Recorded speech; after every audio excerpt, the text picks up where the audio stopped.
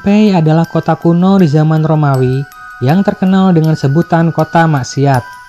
Hingga pada suatu hari, kota ini benar-benar diazab Tuhan dengan cara menyeramkan dan menyisakan bukti-bukti nyata kehidupan masyarakatnya waktu itu, agar kita bisa mengambil hikmahnya.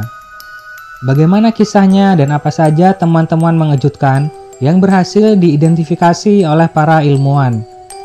Imajiner sejarah akan mengungkapkannya secara gamblang kepada Anda.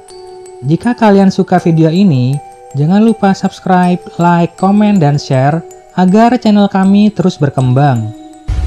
Jangan lupa subscribe dulu ya, untuk mendukung channel kami. Kota Pompei terletak di dekat kota Napoli di wilayah Campania, negara Italia. Kota Pompei memang berada dekat dengan Gunung Vesuvius yang aktif dan sewaktu-waktu meletus. Di zaman Romawi kuno, kota Pompei ini terkenal sekali dengan sebutan kota penuh hiburan. Terdapat rumah bordil, juga villa-villa milik para bangsawan dan saudagar kaya. Tempat hiburan dan prostitusi dapat ditemui di berbagai sudut kota. Kota Pompei ini sering dijadikan tempat singgah para pedagang dan para prajurit Romawi setelah mereka selesai dari tugasnya keliling dunia. Tidak heran karena kekuasaan Romawi ketika itu hampir menguasai seluruh Eropa, sebagian Asia dan Afrika.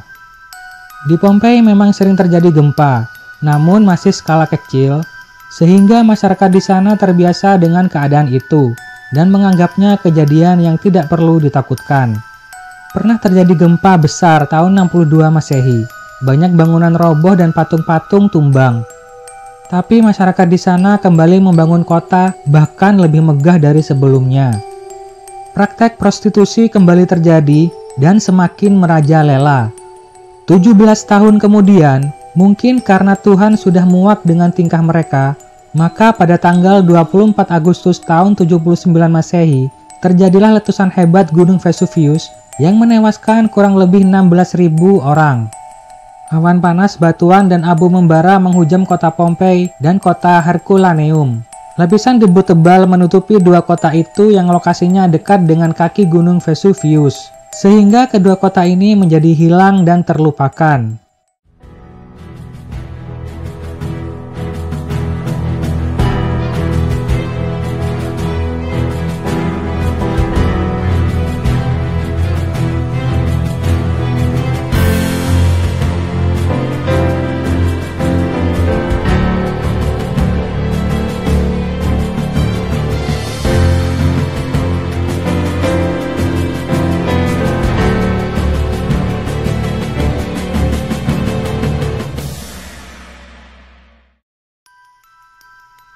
Manusia di sana pun langsung terawetkan menjadi seperti patung karena debu vulkanis yang sangat panas itu.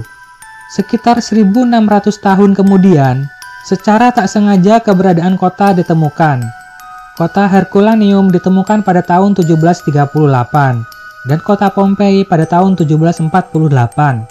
Kedua kota itu digali perlahan dan menemukan struktur jalan, bangunan, lukisan dinding yang masih utuh.